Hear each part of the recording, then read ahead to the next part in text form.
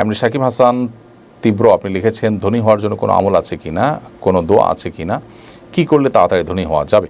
ধনী হওয়ার জন্য কোনো শিক্ষা নবী সাল্লাল্লাহু আলাইহি ওয়াসাল্লাম দেননি। তিনি আল্লাহ তাআলার কাছে সবসময় সুখ শান্তি দোয়া কামনা করতেন। আপনি সুখ শান্তির জন্য আল্লাহর কাছে দোয়া করবেন, আল্লাহ সুখ চাই, শান্তি চাই, এটার জন্য ধন যতটুকু প্রয়োজন ততটুকু দেন, অবশ্যই এটা বাই ডিফল্ট দোয়া চলে আসবে।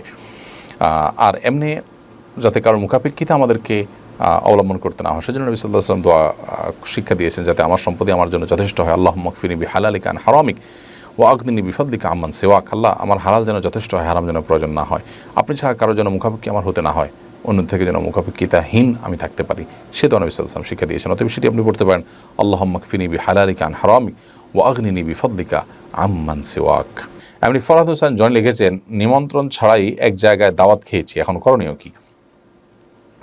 যদি নিমন্ত্রণ ছাড়া দাওয়াত খেয়েছেন, তাদেরকে আপনি বলার সুযোগ পান, তাহলে বলে নেবেন, এবং বললে এটা কেউই আপনাকে আটকাবে বলে মনে হয় না।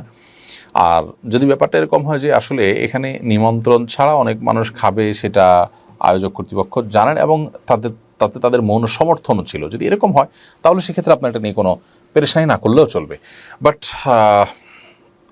যদি সাধারণ অর্থে দাওয়াত ছাড়া আপনি সেখানে গিয়ে খেয়েছেন এবং এটা তাদের পারমিশন না থেকে থাকে, তাহলে সেক্ষেত্রে অবশ্যই তাদের কাছ থেকে আপনার অনুমতি নেওয়া উচিত। যদি না নেওয়ার সুযোগ থাকে অনুমতি, বা তাদের কাছ থেকে মাপ নেওয়ার সুযোগ না থাকে, তাহলে সেক্ষেত্রে আপনি তাদের তরফ থেকে ওই খাবারের সমপরিমাণ আপনার দান সাদাকা করে দিবেন।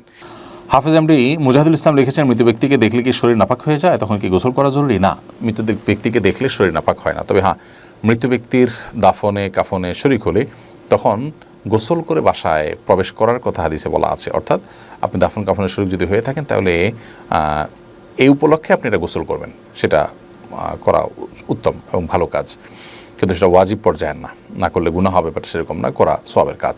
আর মৃত ব্যক্তিকে দেখলেই গোসল করতে হবে সেরকম কোনো কথা কোনো হাদিসে নেই। ইয়াকিন জামান লিখেছেন, মোবাইলের মাধ্যমে যদি সূরা সাউন্ড দিয়ে শুনি আর কাজ করি, সেটা জায়েজ হবে কি না? মোবাইলের মাধ্যমে যদি আপনি সূরা আপনার হাই ভলিউমে শুনেন এবং উচ্চ আওয়াজে শুনতে থাকেন, তাহলে সেক্ষেত্রে উচ্চ আওয়াজে হাই ভলিউমে মোবাইলের তেলাওয়াত আপনি শুনছেন, সেটাতে অন্য কারো যদি ক্ষতি না হয়, তাহলে সেক্ষেত্রে কোনো অসুবিধা নেই। হয়তো অন্য আশপাশের লোকজনের ক্ষতি হতে পারে, ডিস্টার্ব হতে পারে মনে হয়, তাহলে অবশ্যই নাজায়েজ হবে। শাহলিউল্লাহ আপনি লিখেছেন, জুমা মুবারক লিখে পোস্ট করার কি কোনো ফজিলত আছে? বাস্তবে জুমা মুবারক লেখার কোনো হাদিসের আলোকের কোনো বিশেষ ফজিলত নেই। তবে জুমার দিনের কথা আপনি মানুষকে স্মরণ করা যেতে পারেন, জুমার দিনের আমলের কথা মানুষকে স্মরণ করা যেতে পারেন, সেটি ভিন্ন বিষয়। ঈদের দিন উপলক্ষে অভিবাদন জানানো, একজন আরেকজনকে শুভেচ্ছা জানানো, সেটি সুন্নাহ। জুমার দিন উপলক্ষে এরকম আলাদা কোনো অভিবাদন জানানোর কথা কোনো হাদিসে বা সাহাবায়ে কেরামের কোনো আমল দ্বারা প্রমাণিত নয়। বিধায় জুমা মুবারক বলাটা এটা ট্র্যাডিশন হয়ে ঈদ মুবারকের মতো এই সপ্তাহে একদিন শুভেচ্ছা জানানোর পর্যায়ে যদি চলে যায়, তাহলে সেক্ষেত্রে ইসলামের নামে সেটি মন গড়া এবং ভিত্তিহীন কাজের দিকে মানুষকে নিয়ে যেতে পারে। শামীম আহমেদ আপনি লিখেছেন, জিম করে বডি বানানো কি জায়েজ আছে? প্রোটিন, গ্লুটামিন, C4, হরমোন ইত্যাদি ব্যবহার করে জিম করে বডি বানালে জায়েজ হবে কিনা? দেখুন, জিম করে বডি বানাচ্ছেন কেন?